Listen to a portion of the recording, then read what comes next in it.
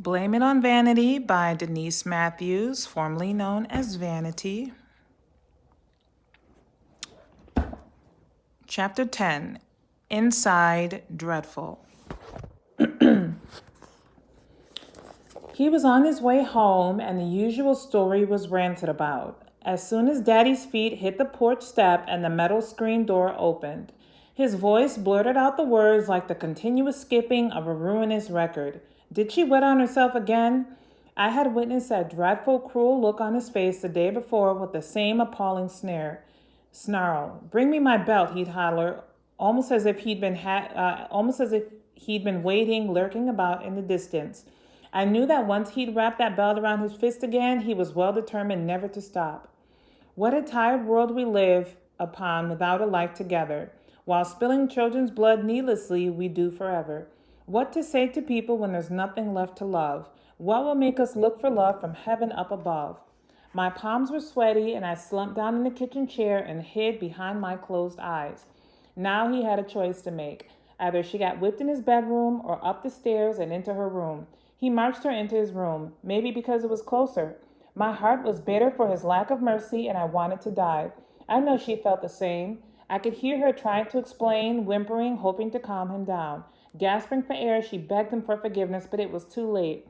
His voice was a deep growl and taunting. "Didn't I tell you? I told you I would beat you if you did it again. Now I'm going to beat you every day until you stop wetting your bed." Her voice shot through the air like lightning, ripping into my bones, robbing the day of any peace. It echoed up through the roof and into the streets. I would plug my ears, tighten my mouth, and scrunch at my nose, hoping to push out her horrid wailing. One can only imagine what it would be like come nightfall. Trying to discern between a nightmare and reality, that was a futile thought, for my nightmares were so very real. I could see the neighbors across the street peeping around the corners and leering through their doorways and pointing at our window. "Those poor little colored kids," they snickered, yet we never seemed poor enough to be helped, just an unsatisfactory color in their eyes. What's more, they were very afraid of my father. A silent rage was venting up inside of me like a volcano about to blow. I had hoped someone would come and take us away from this dreadful house of madness, but curtains would close, lights would dim, and doors would shut as if the whole block was anchored in thick darkness. This says, "A bomb exploding in a bomb."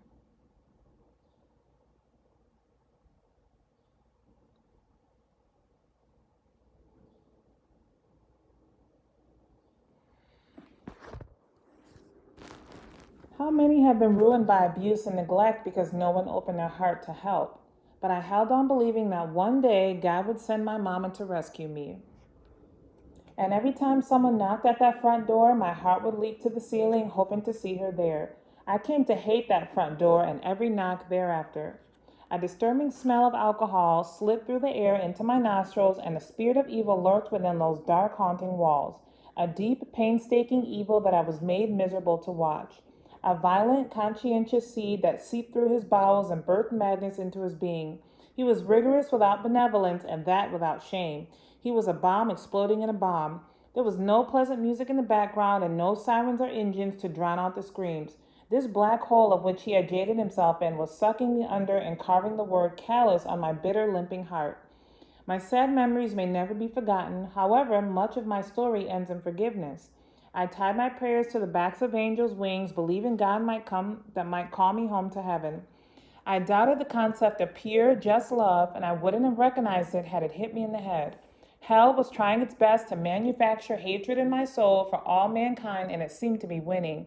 It's a terrible thing to feel lost, misplaced, and helpless, and even worse when you're stuck in a child's body. I wanted my Savior. I wanted Jesus. James LaVea Matthews was my father's name. A strange sort of misery was deeply embedded within him. I imagine he was worn out by the hatreds that were sown in the tombs of his own life. He didn't have a happy, lovable nature, and I don't ever remember him kissing me hello.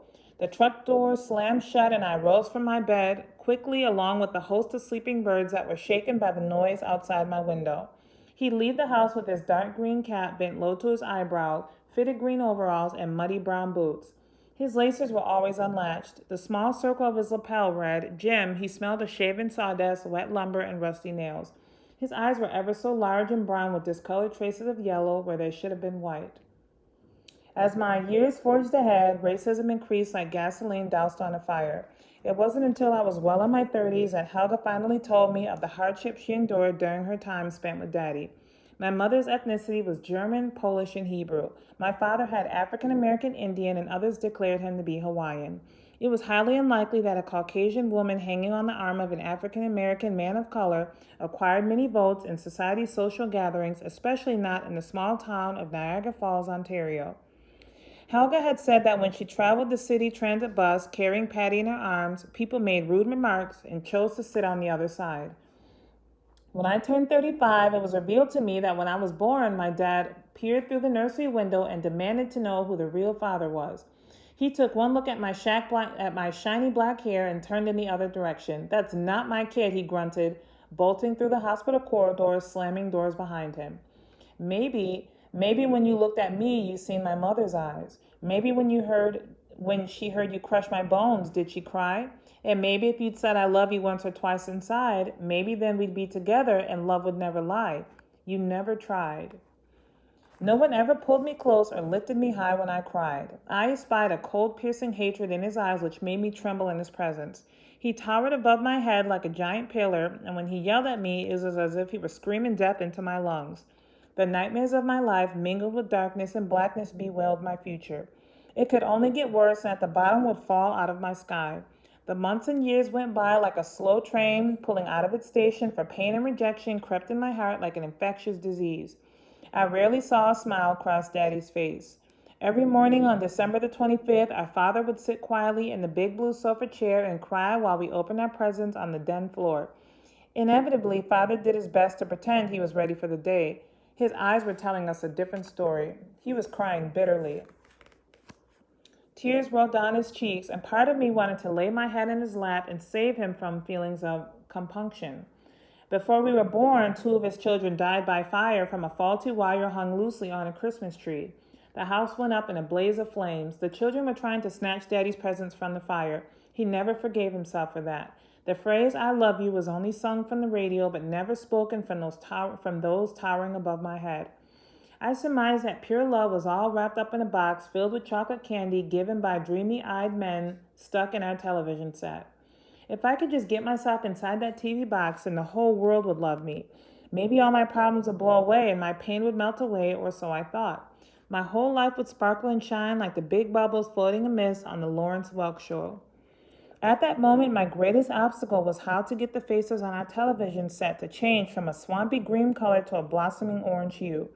Daddy had built 2 scrap yards, and one of them was directly beside the house, and the other was at the end of the street where the forest met the bend in the road. Summer break had come again, and school was out.